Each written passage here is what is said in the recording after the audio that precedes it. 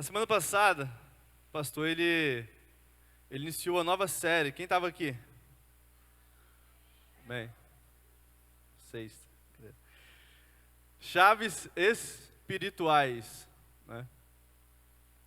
Ele começou falando sobre chaves espirituais. As chaves espirituais que vocês precisam e nós vamos precisar para 2025. 2025 já está logo, né, batendo aí as portas. E uma das chaves que ele falou, a primeira chave que ele trabalhou foi ser governado por Jesus. Quem lembra? Ser governado por Jesus. Essa foi a primeira chave que ele trabalhou. A segunda chave, não vou falar todas, anotei duas só aqui para poder estar falando com vocês, recapitulando. Ele falou sobre ser pastoreado por Ele. Ser governado por Jesus e ser pastoreado por Ele. E ele citou lá o texto, né, de João, capítulo 10, no verso 2 ao 4. E ser pastoreado, irmãos, por Jesus, é ser guiado por Jesus. Ser guiado por Ele, é ser orientado, alimentado, cuidado, protegido, discipulado, disciplinado. É ou não?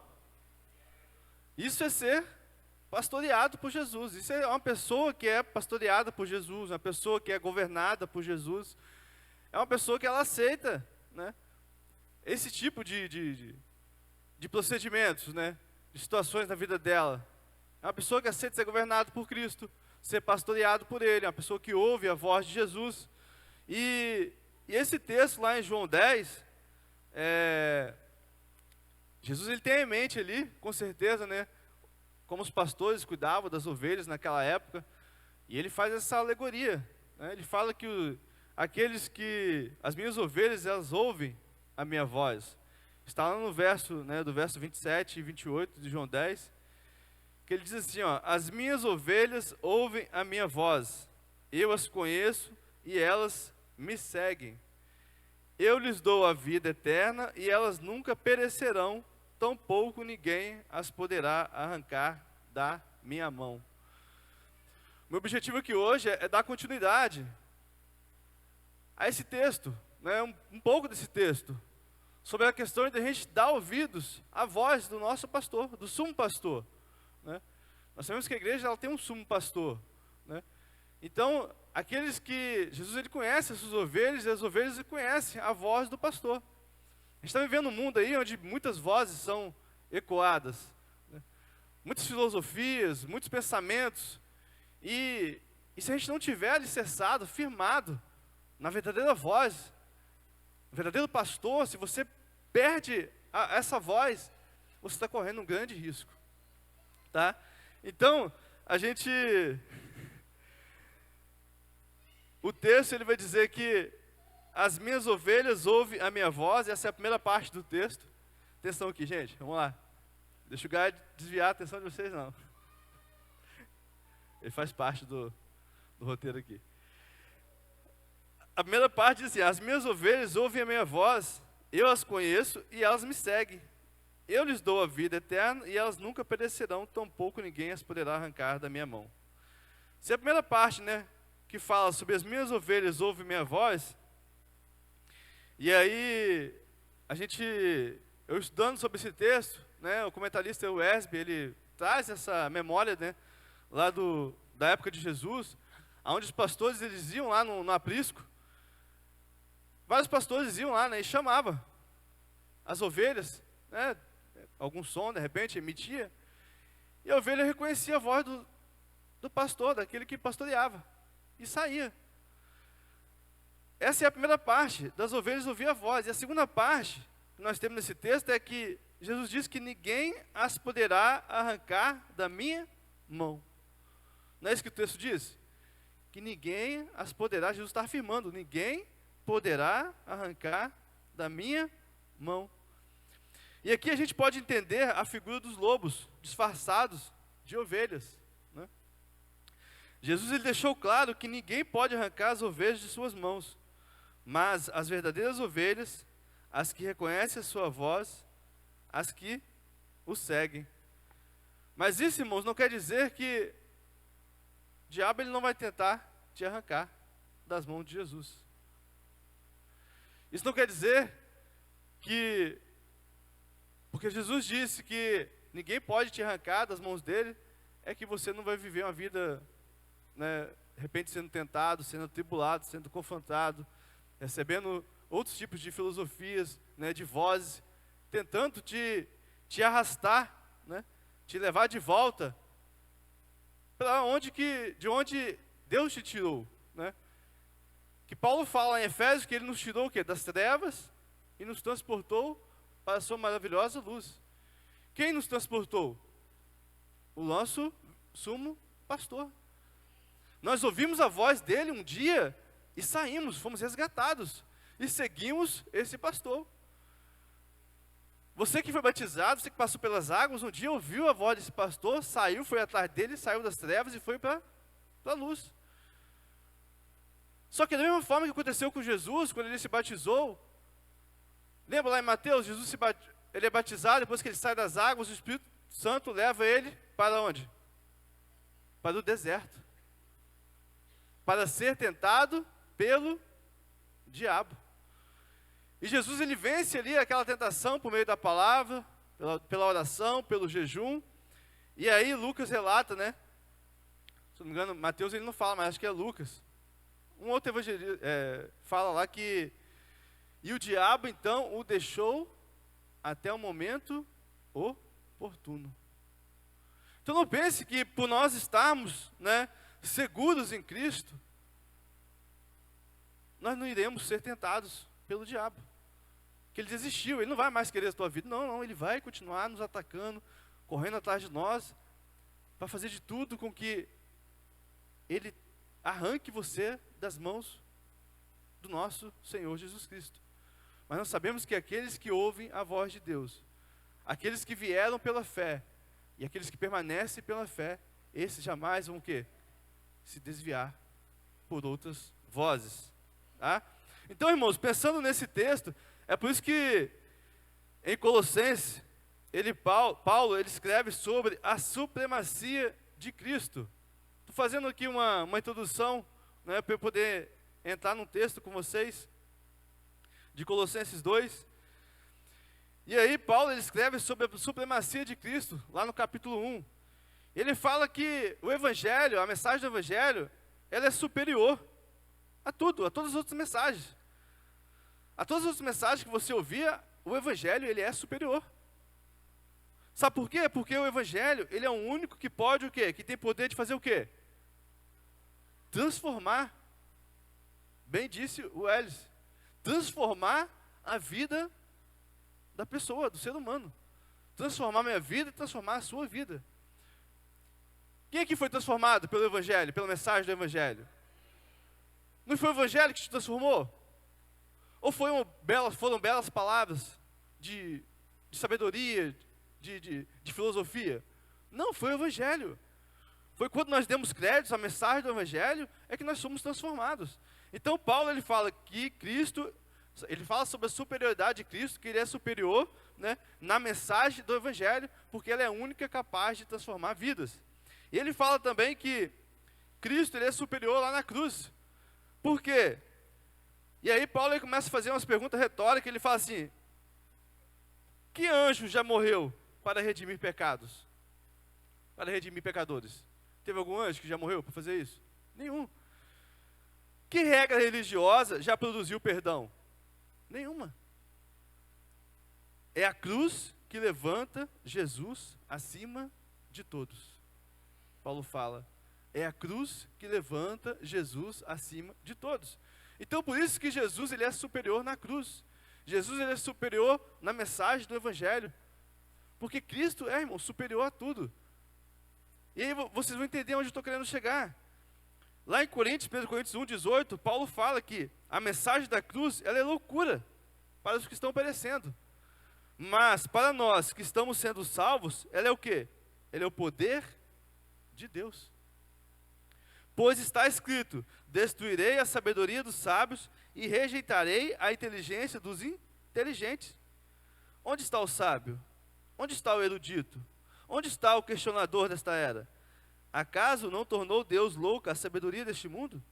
Visto que na sabedoria de Deus o mundo não conheceu por meio da sabedoria humana.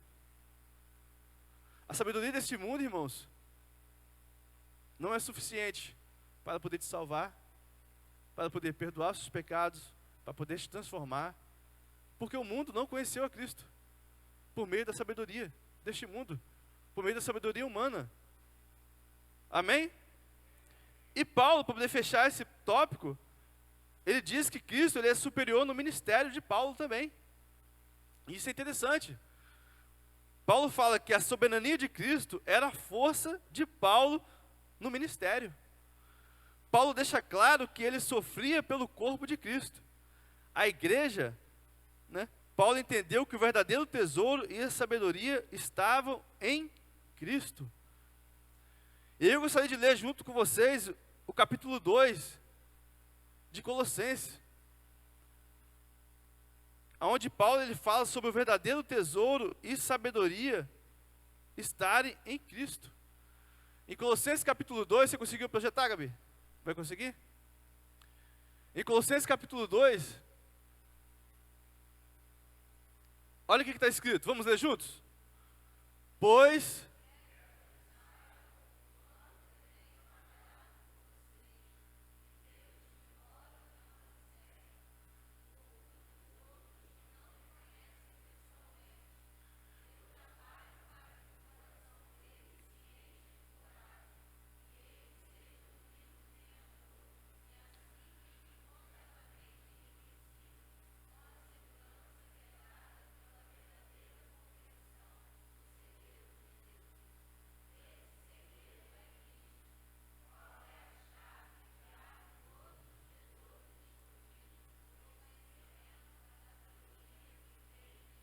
amém?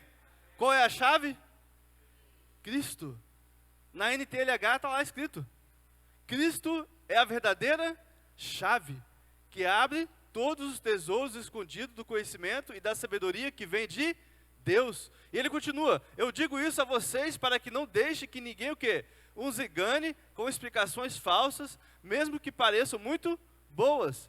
Porque embora no corpo eu esteja longe, em espírito eu estou com vocês. E fico alegre em saber que vocês estão unidos e firmes na fé em Cristo.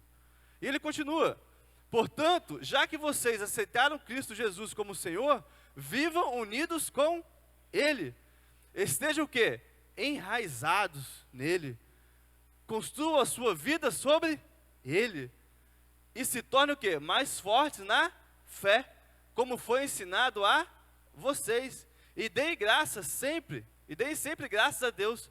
Tenham cuidado para que ninguém os torne escravos por meio de argumentos sem valor, que vêm da sabedoria humana. Essas coisas vêm dos ensinamentos de criaturas humanas e dos espíritos que dominam o universo, e não de Cristo. Pois em Cristo, como ser humano, está presente toda a natureza de Deus, e por estarem unidos com Cristo, vocês também têm essa natureza. Ele domina todos os poderes e autoridades espirituais. Então, irmãos, quero que vocês entendam que a nossa verdadeira chave, irmãos, é Cristo. Cristo, Ele é soberano sobre tudo. E é Cristo que nós temos que levar para 2025, para 2026, 2027, até que Ele volte.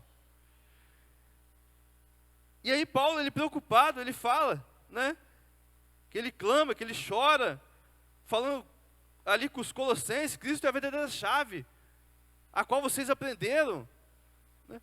Continuem enraizados, firmados, edificados em Cristo, para que vocês não sejam enganados por filosofias vãs, por filosofias deste mundo, porque Cristo é o quê? Que ele trabalhou no capítulo 1 todo. Cristo é superior a todas as coisas.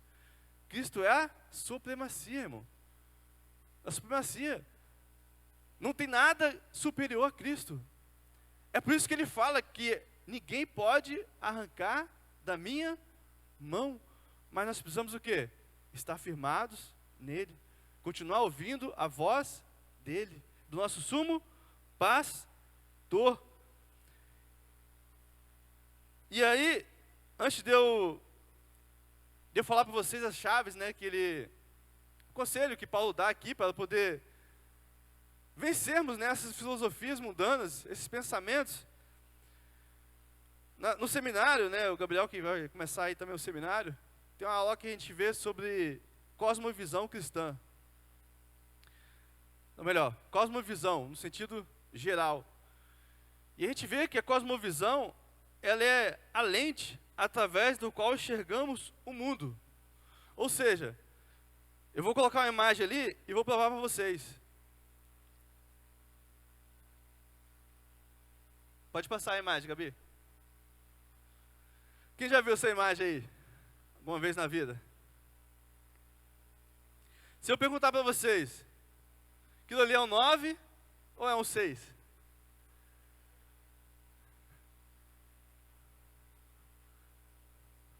A turma do 9, levanta a mão. A turma do 6. Que isso? Assim vocês vão acabar com a minha pregação. Que não acha nada. Levanta a mão.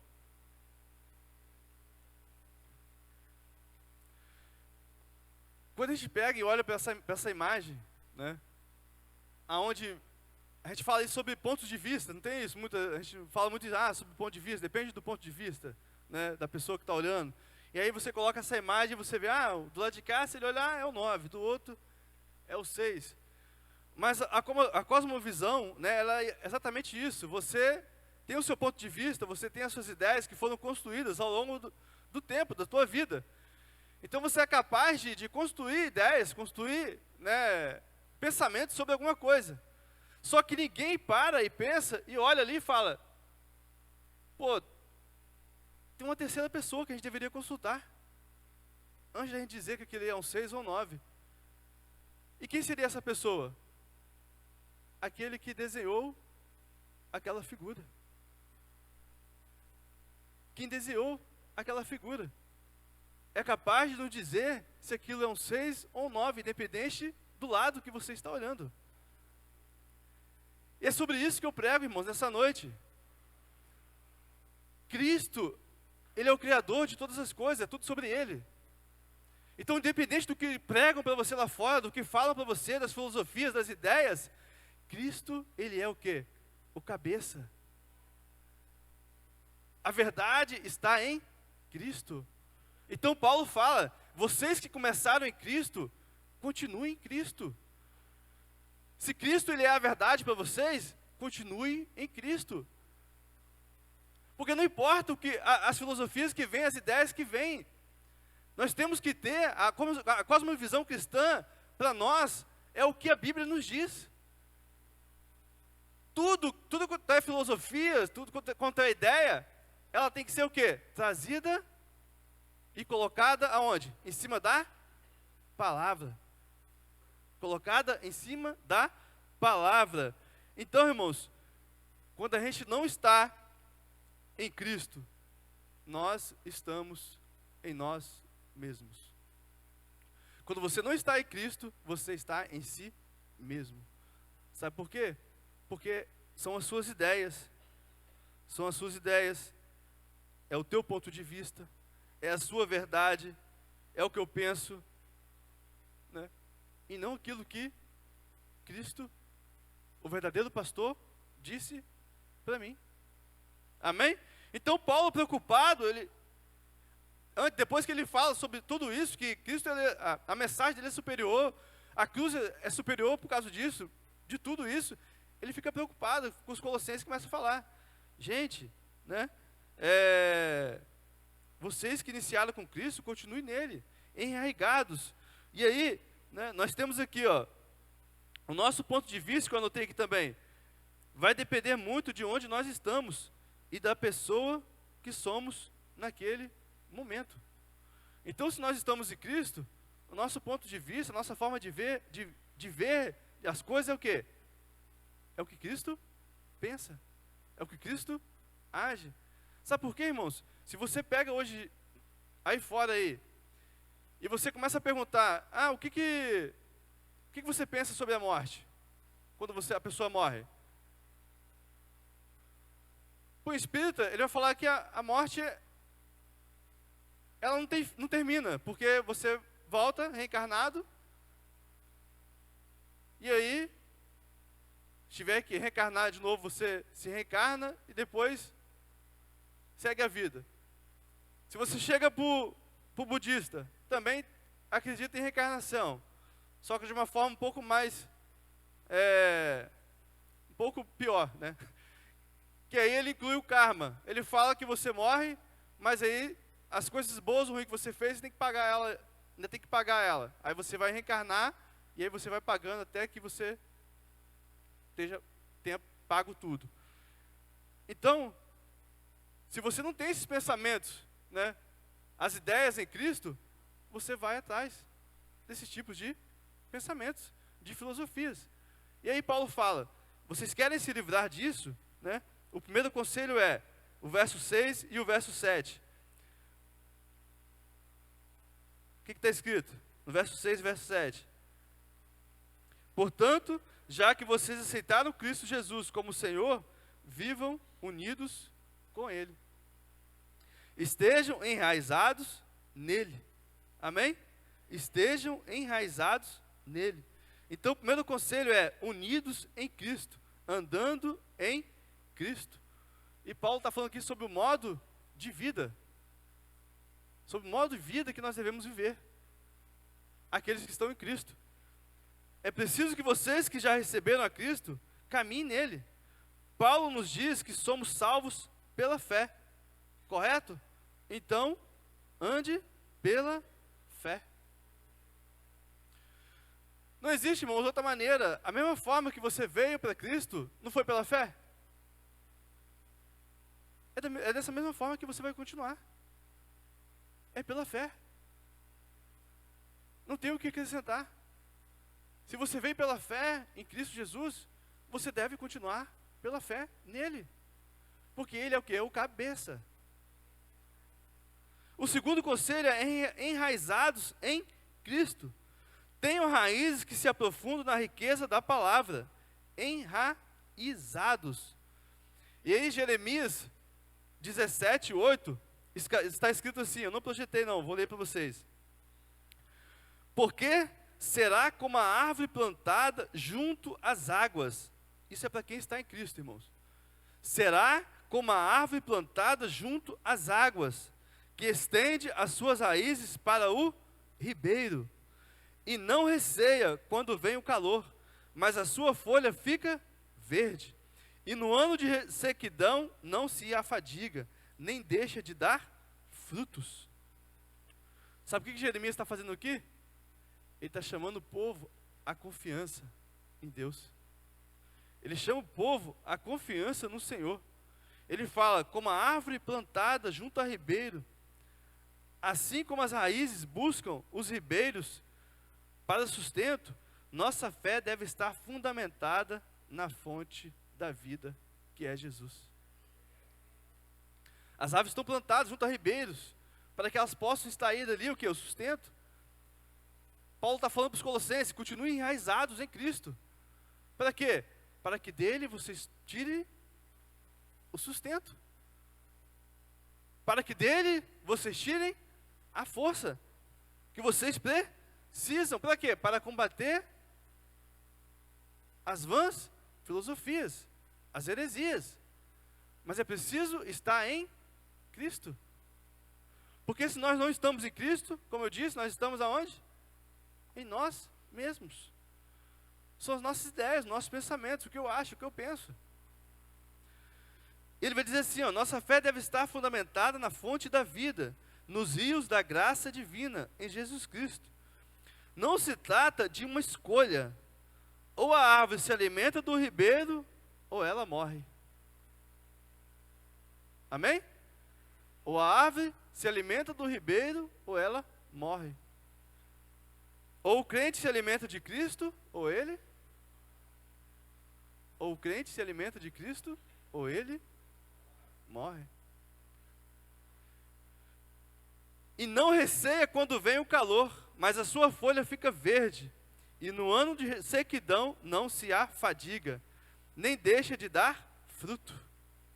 Essa é a árvore plantada junto a ribeiros. A nossa fé, irmãos, em Cristo, nos faz inabaláveis nele. Você vai dar fruto até mesmo no ano da sequidão. 2 credo. Você vai dar fruto até mesmo no ano da sequidão. Mas para isso você precisa estar onde? Enraizado em Cristo. Porque se aquela árvore, irmão, precisa ali tirar do rio o sustento, o nosso sustento, irmão, vem de Cristo. Nós precisamos estar em Cristo, enraizados nele. Amém? Mateus 13, 18, lá na NVI, Jesus ele conta lá a parábola, né, do semeador. E ele faz assim, ó: portanto, ouça o que significa a parábola do semeador. Quando alguém ouve a mensagem do reino e não a entende, o maligno vem e lhe arranca o que foi semeado em seu coração. Este é o que foi semeado, o quê? À beira do caminho. Quanto ao que foi semeado em terreno pedregoso, este é aquele que ouve a palavra e logo a recebe com alegria. Todavia, visto que não tem raiz em si mesmo, permanece por pouco tempo. Quando surge alguma tribulação ou perseguição por causa da palavra, logo a abandona. Quem não conhece alguém que começou na caminhada, mas abandonou a Cristo pelo caminho?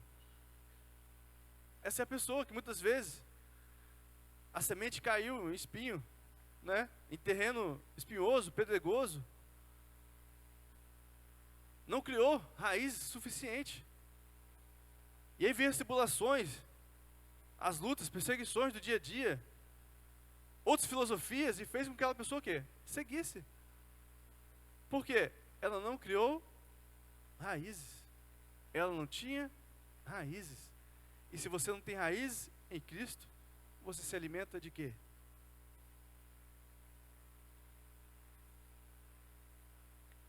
Qual é a tua fonte de alimento? Não tem. Então você morre. O terceiro conselho: construam a sua vida em Cristo, se tornem mais fortes na fé, edificados. Colossenses capítulo 3, do verso 1 ao 4, ele diz assim, ó: portanto, já que vocês ressuscitaram com Cristo, procurem as coisas que são do alto, onde Cristo está assentado à direita de Deus.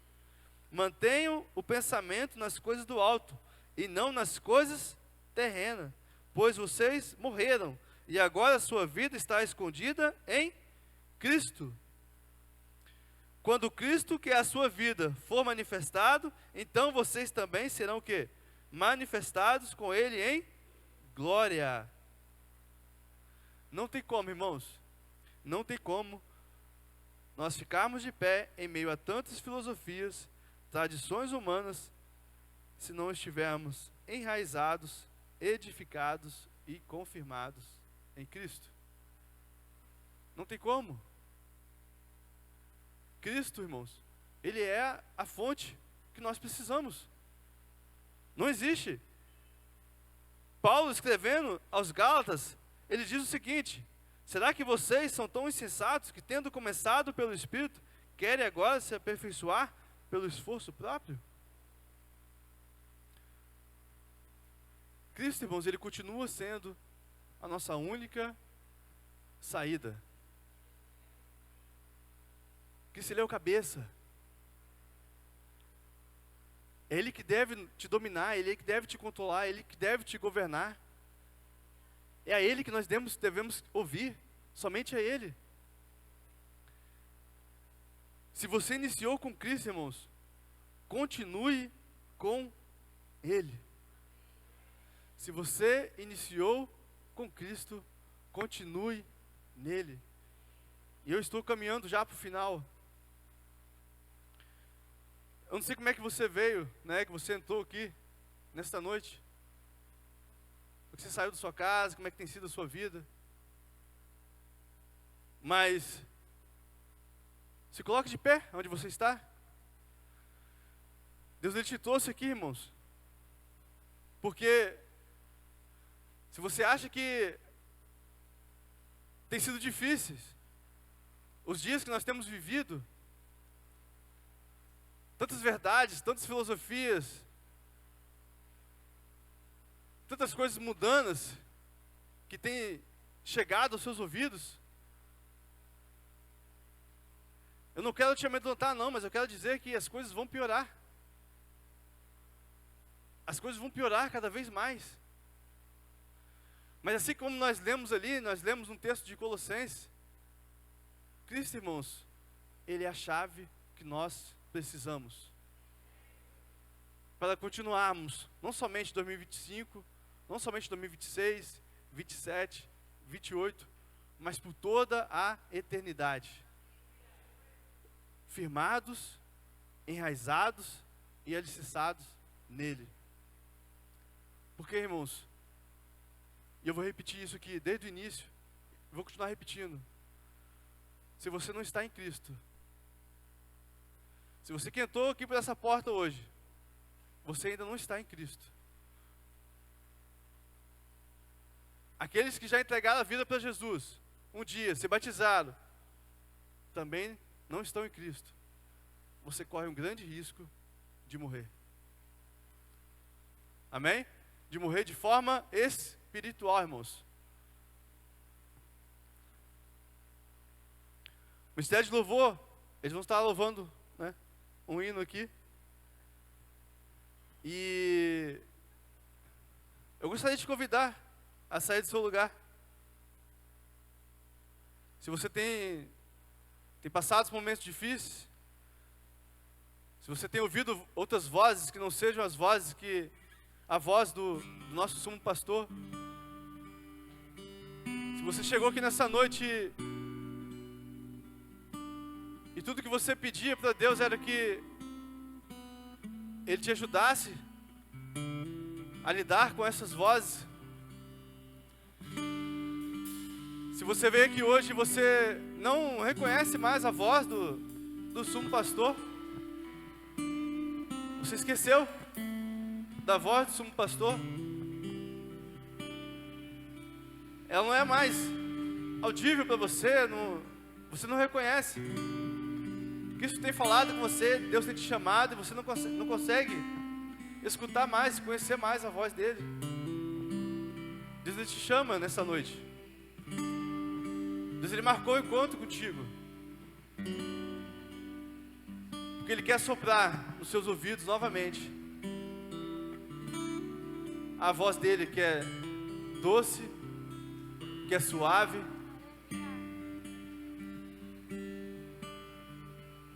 e a única voz que vai te dar a direção certa, o caminho certo, para onde você deve seguir, aonde você deve permanecer. Sai do teu lugar, não fique com vergonha. Deus quer te restaurar nessa noite. Deus quer falar no teu ouvido novamente. Deus quer que você reconheça a voz dele.